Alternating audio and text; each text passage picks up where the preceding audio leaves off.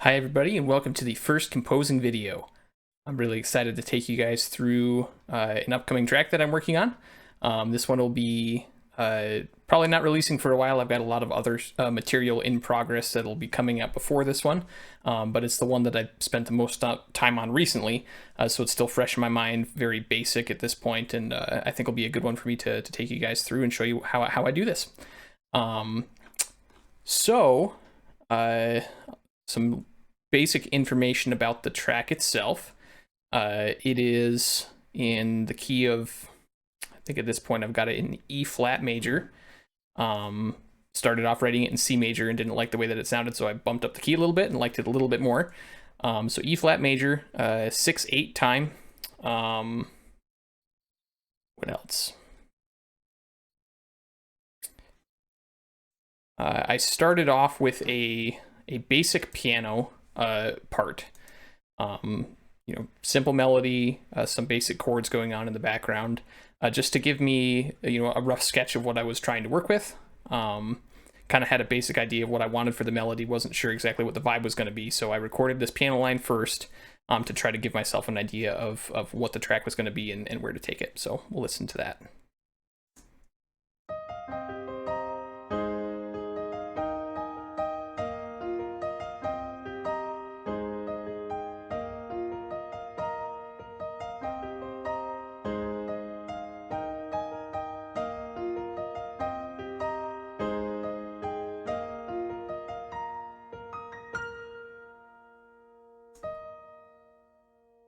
So there we go. That's pretty much the basic idea that I'm working with. So I originally actually had recorded it 1 octave down, so I'll change that actually once to show you what it sounded like originally before I change things up.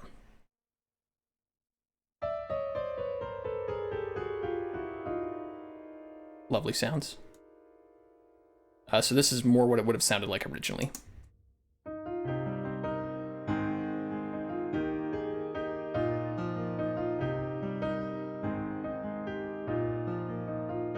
Really liked the richness of the sound in that register.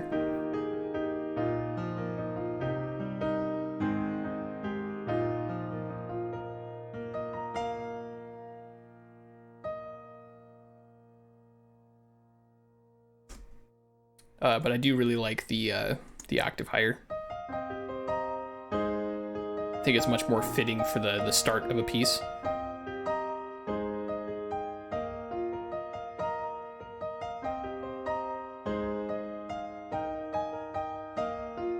So, after recording it in and having an idea of what the basic chords are that I was going to be working with, tried to get a feel for kind of what I thought the emotion of the piece is. So, as you listen to it, I think you get feelings of longing, but it's also very happy, uplifting. I'd also probably throw the adjective majestic, the descriptor majestic. So all those things kind of taken together, I think is a very interesting sound.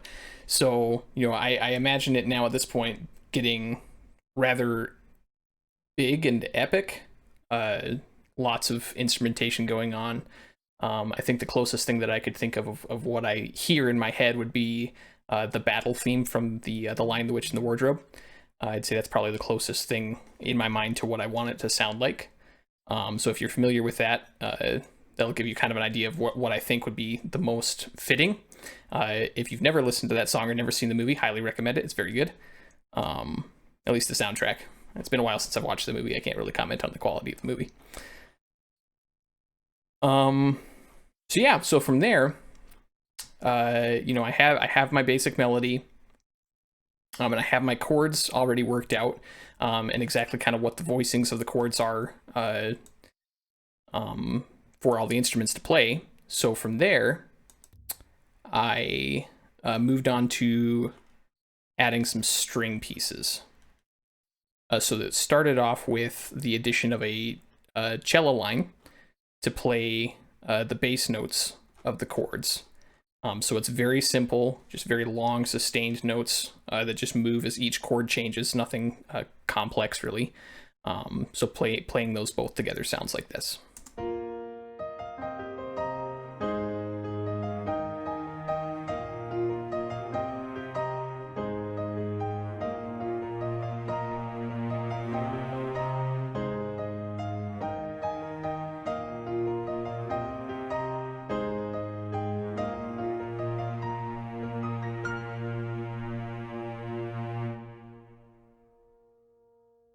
So like I said, very basic. It's not even taking any like chord inversions or anything in those bass notes. It's all just the roots of the chords, about as basic as a bass line can be.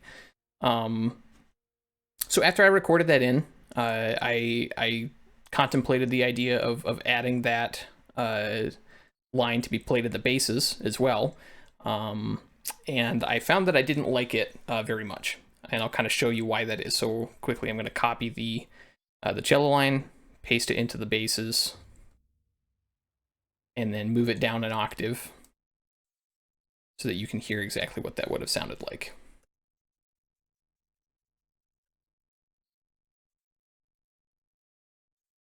So here it is all again with everything together.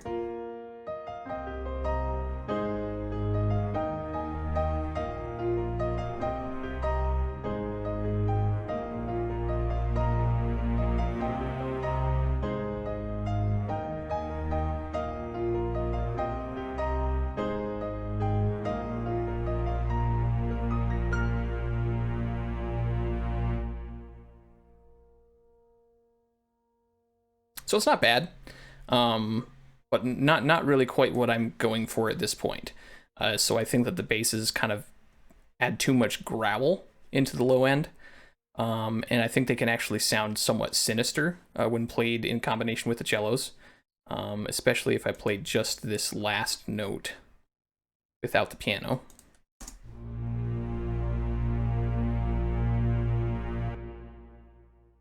Just the overall tone of it is not quite as it doesn't fit in with that kind of uplifting sound that I think the piano had originally. So because of that, I decided not to have the basses play at this point. And the other benefit that has is that as the song progresses, I then have more opportunity to add additional instruments in the lower register, which can just help to make the sound feel like it's getting bigger. And I just have more instruments than at my disposal as the piece progresses and gets more complicated. So after making that decision, I moved on to recording the next note in those chords using the violas. So the violas are slightly higher in the register than the cellos are. So they're really just playing the next note up in the chords that I already had in the piano line. So I had I think I had to do a couple of takes of this to get something that I actually liked, and there was a little bit of tweaking after the recording, but this is what it ended up being.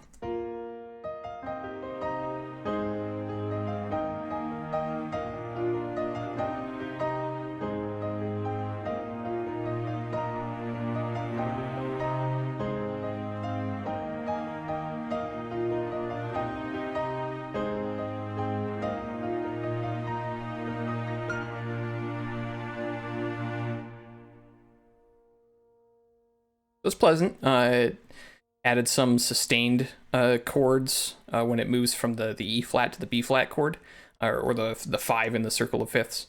So it gives it just a more of a majestic feel on those chords. So I don't think that's really originally in the voicing that I had in the piano line, but just something that I felt made it kind of fit in with what I was trying to achieve better. So from there, moved on to the violins, or the second violins, and these are really just playing the final note in each of the chords, because really you only need 3 notes to make a full triad of a chord. So after having the cellos and the violas already on 2 of those notes, it made it very obvious which ones the violins had to take. So after recording that in, it sounded like this.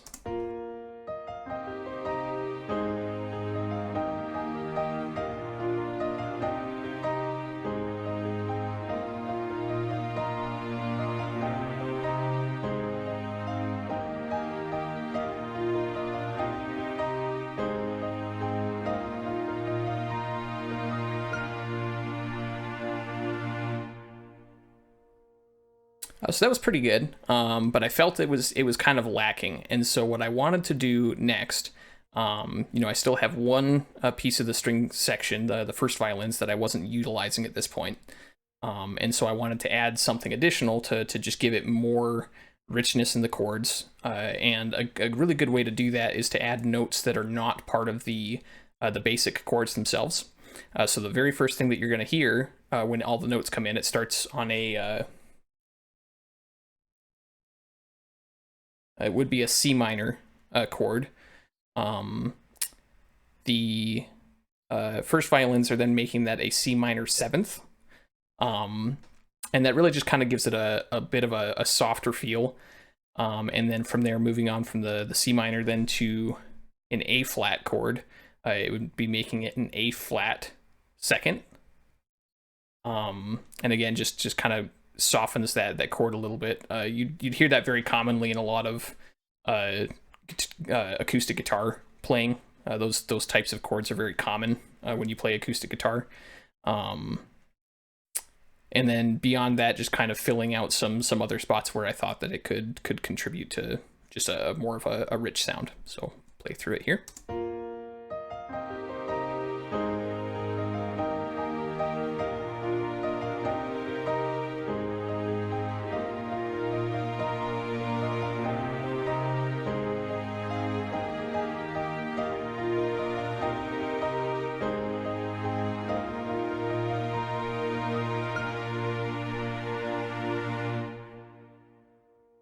So I quite liked that. I think it turned out quite nice, and one chord in particular that I think turned out really, really well are those sustained chords. So it would be the B flat chords that play. Find one here.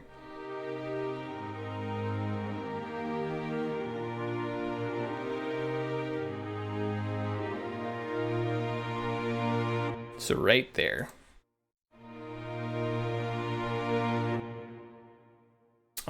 So while the sustained chord without the addition of that high, it would be a B flat note on the second or the first violins. It still sounds majestic,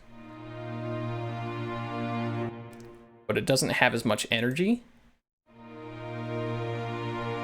And that having that higher B flat note added to the chord just really makes it pop and has a very nice feel to it. So I think that's the thing that I was the most happy about with that line. And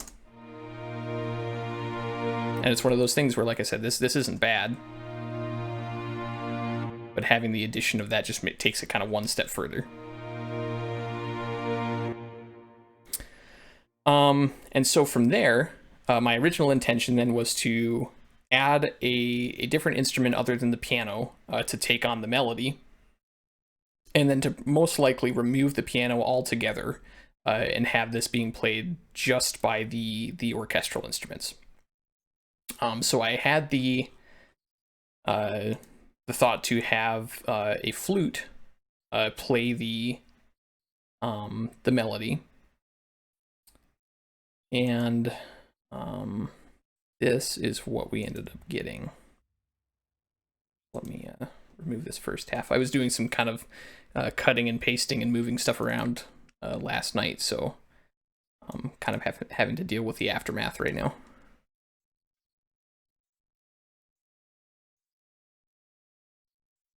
Okay.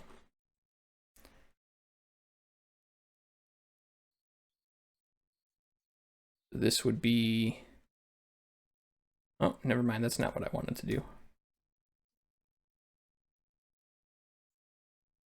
My mistake. Okay, that's always one of the most terrifying moments when you just realize you deleted something that you didn't actually want to delete, especially after you put so much work into it. We're all good. So after adding the flute playing the melody, this is what we got.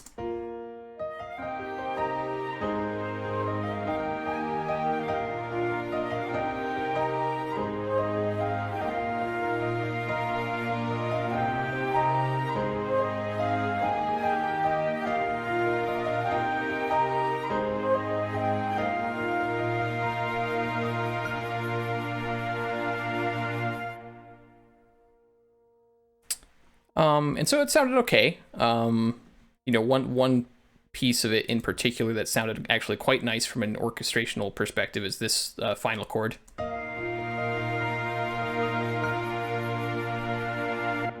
You know, the timbre of the flute against all those string instruments sounds quite nice. But I feel like the overall tone of things changed to something a little bit less energetic, less majestic, and almost a little bit more whimsical, or almost romantic maybe. And while it's not bad, it wasn't what I was originally planning to do. And so this is kind of one of those points where I have to make an artistic decision about what I want to do going forward. Do I keep the flute line and kind of take the piece in a different direction from what I originally intended? Or do I try other instruments and see if I can find something that fits a little bit closer with what I was planning on doing? So one way to kind of know for sure would be to take out the piano and then listen to what we get with just the strings and the flute.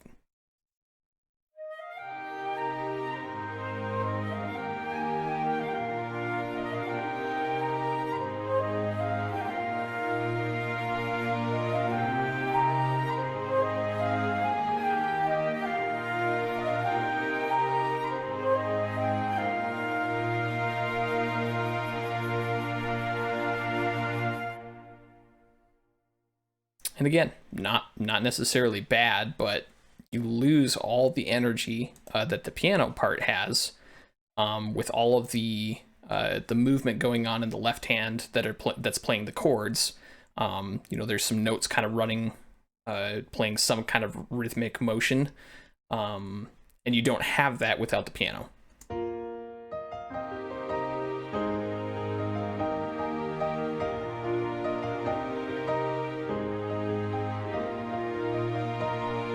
And so you lose a lot of the energy of it without that rhythmic motion there. And so that you know, raised the thought of, okay, well, maybe I could add something in the background instead to kind of carry that rhythmic motion. And so I used these taiko drums to try to achieve that. This is kind of what they sound like. Make it so you can actually hear them.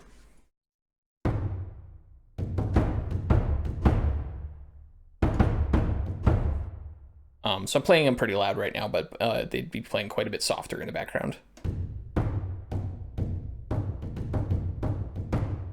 Something more along the lines of that. But the thing is, when you have a bigger drum like that, if you play too many notes at once, it can really clutter the low end of the sound and make it very muddy and difficult to hear. And especially when it comes to those bass type of frequencies, less tends to be more, and so you don't want to overuse it. But I really wanted there to be something very strong at the foundation to try to help with that energy level. So use these fairly intermittently to achieve this.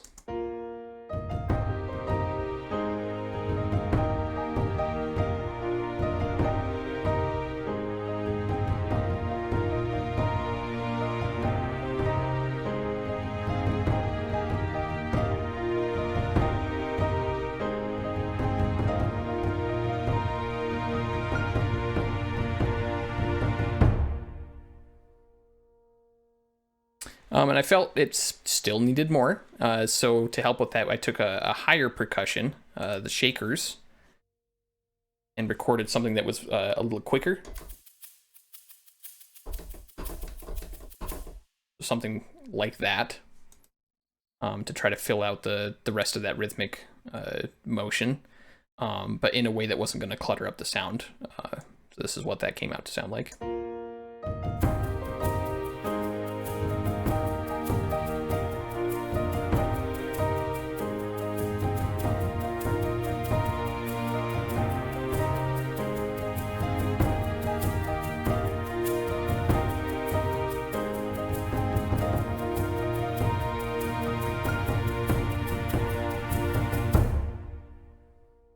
Okay, so a little bit better. So at this point, I decided, okay, well, what does it sound like without the piano? So listen to it again, and this is what we end up with.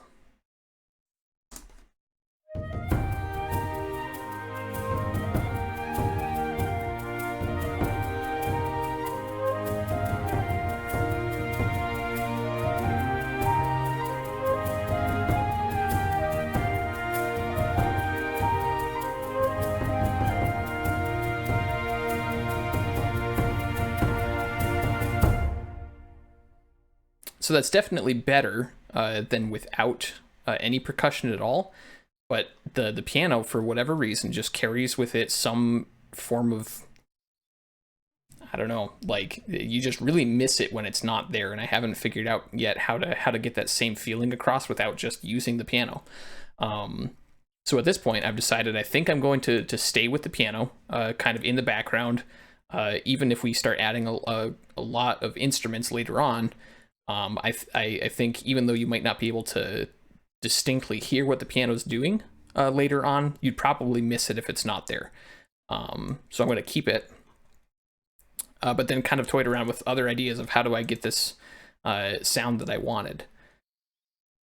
So I decided, since rhythmic movement was kind of what was missing and what was lacking, to try to add a rhythmic line in the string section across a few different instruments. So I started off again with just kind of recording in the bass notes of the chords on the cellos, but this time with a very steady repeating bow pattern.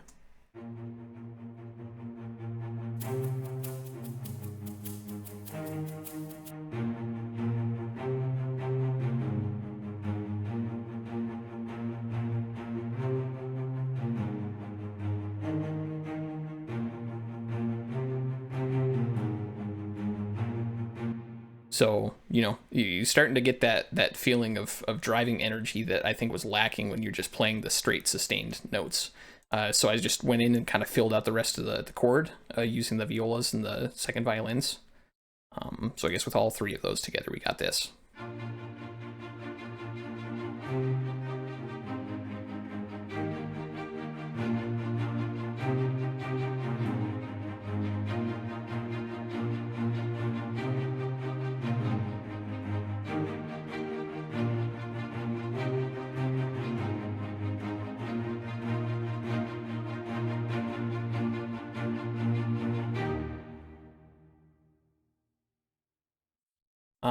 So with the piano, I kind of recorded this in a way where it kind of plays off the last chord of the opening section of the piano.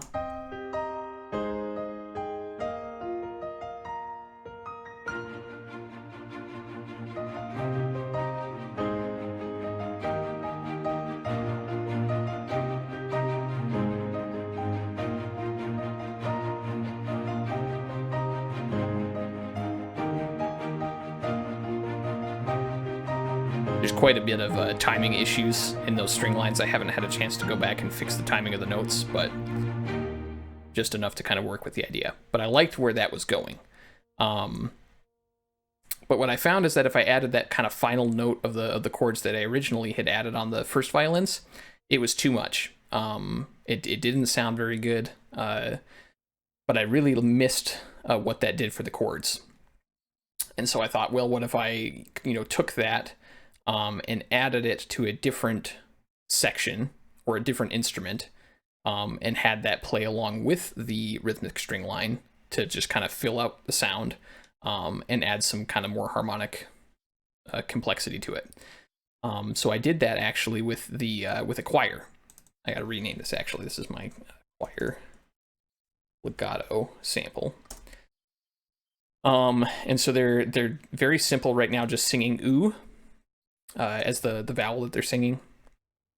And it's essentially, with like one minor exception, almost a straight copy of the notes that were originally being played by the string section.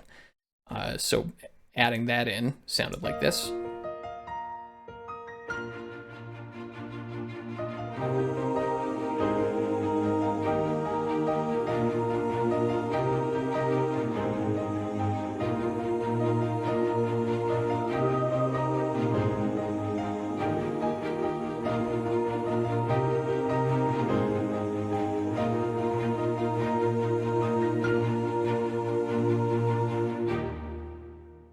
So I really liked what that was doing for us. And at this point, I figured, well, what happens if I bring the percussion back in? So I kind of liked the general idea of what the taikos were doing. So I just decided to play this all with them coming back in to see what it would do.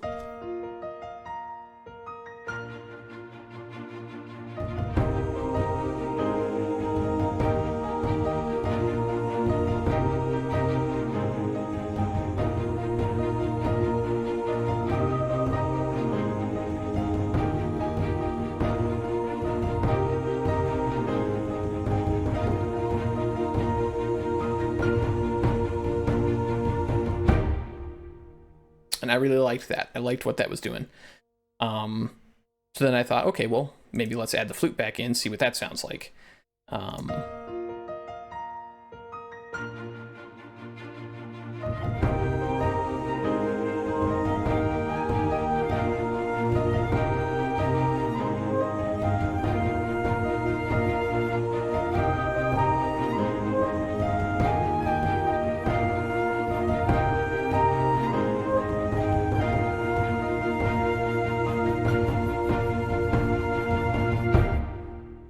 And again, just the tone of the flute, I just feel like doesn't fit with this particular section.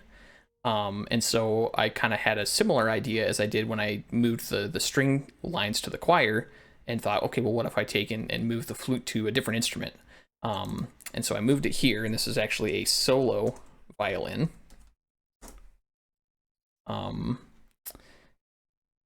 And this is what that ended up sounding like.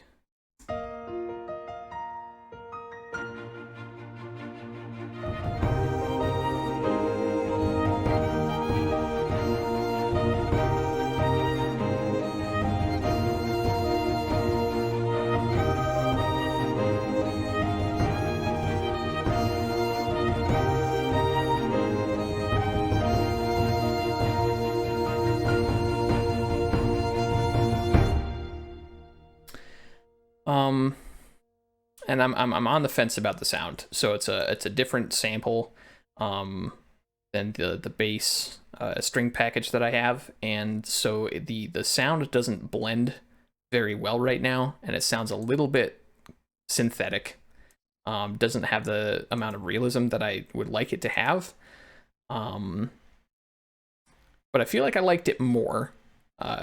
So I think this is about where I left off. So I had some ideas of maybe playing both the flute and the violin together, see what that sounds like.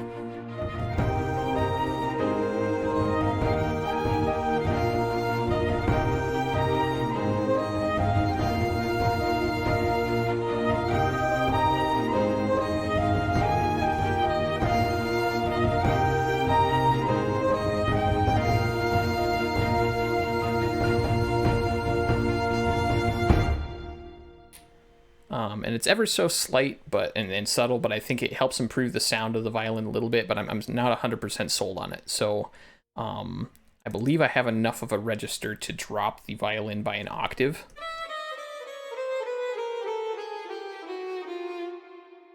So I'm curious to see if the drop in register will improve the sound and make it blend a little better. So we'll try that.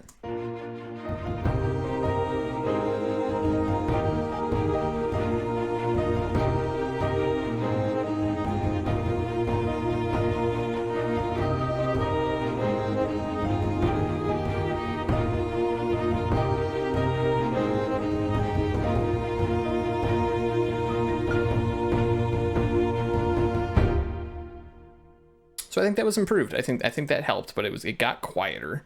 So I'm gonna go in. Unfortunately, I haven't figured out a way for you to be able to see this yet, but I'm kind of going in and tweaking the what do they call it? The essentially the expression data. So as I record things on my keyboard, I have what they call a mod wheel or modulation wheel. And as I raise the modulation wheel, it increases the intensity at which the instruments that I'm using are being played, at least in certain sections. And then as I decrease that or roll it back, it decreases the intensity and the kind of the tone. So all of that data gets saved after I record in a line, and I can actually go in and tweak that. So I'm just going to select the entire curve on the graph here, and I can just increase it ever so slightly, and then that gives me the ability to kind of control the performances after the fact and improve the overall sound. So we'll see what that does for us.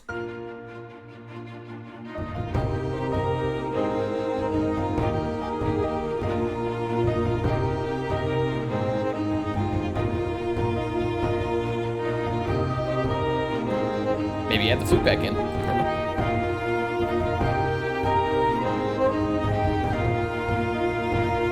Okay, I think I actually like that a lot more. So it's kind of taken the flute out of the forefront, eliminated some of the synthetic sound from the violin, and kind of featured the violin more so than it was before. Starting off kind of fresh.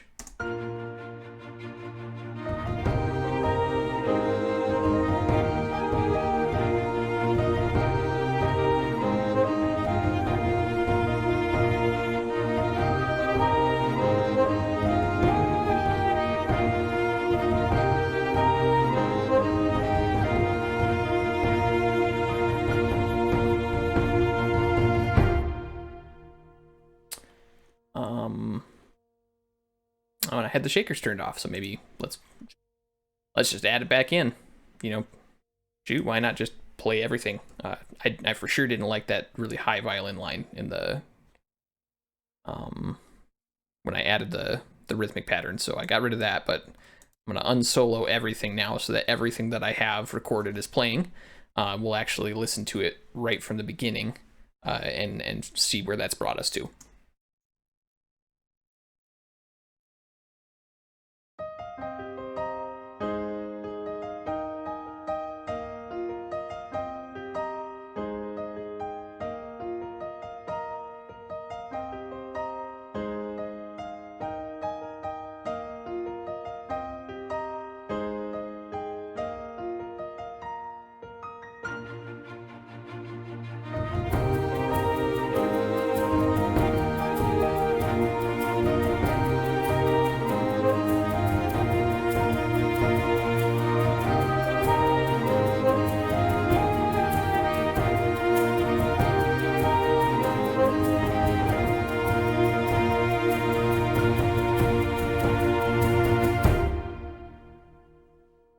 Okay, not bad. I think that I would eliminate the shakers at this point, because that steady, I want to say it's eighth note. I think it's an eighth note repeating pattern. 1, 2, 3, 4, 5, 6, 1, 2, 3. Yeah. So they're just playing a steady eighth note pattern on the shakers, which is exactly what the strings are doing. So I'm gonna play back without the shakers. See if I like that more.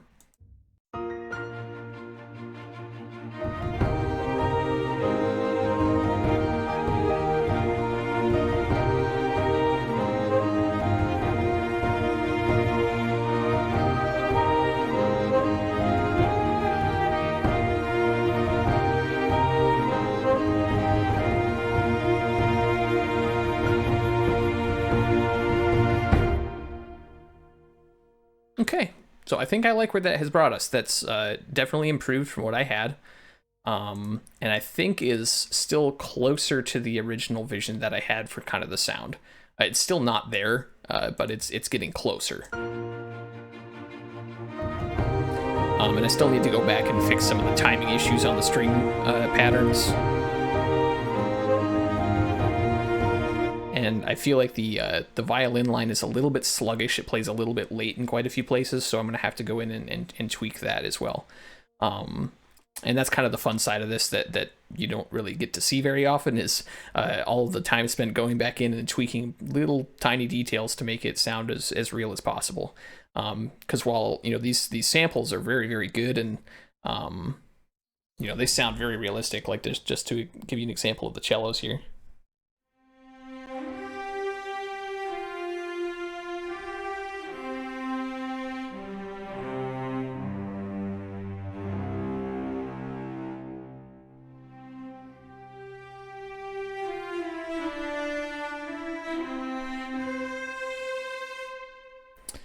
they do sound really, really phenomenal, but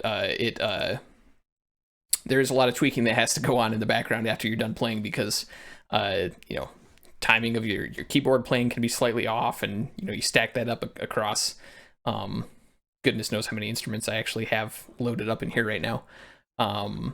It can make a big difference really fast. So with that, I think that's where I'm gonna leave this off. I don't want this to be too insanely long, but kind of get you guys up to speed on where this particular piece is at. And then I plan to, anytime I actually hop on and try to work on this some more, pull this up and kind of record what I'm doing and have you guys follow along until we actually have a finished track. So you know, I've seen some people do this on more of a kind of what's the best way to describe it? To see how fast they could do one. So I've seen some people do a full composition, you know, short composition in like 20-30 minutes. And I've seen other composers kind of do product reviews that might last for, you know, 2-3 hours, where they essentially write a full piece that way. But I don't want to make you sit through a full 2-3 hour video to get to the end of a composition. So, you know, I'll post these kind of in chapters, if you will. So that way you can follow along and kind of see how I get from start to finish. And, you know, they'll also give you a sense of how long it'll be until some of this stuff actually gets released. So with that, thank you very much for watching. You know, you can do me a favor by subscribing to the channel. You know, click to receive notifications for whenever I upload a new video. And then, you know, like the video, share with your friends and family, let them know that what I'm doing if you like my music, because you know, you guys sharing my stuff and spreading the word is the best way for me to grow as an artist and get my music in front of more people. So with that, thank you very much.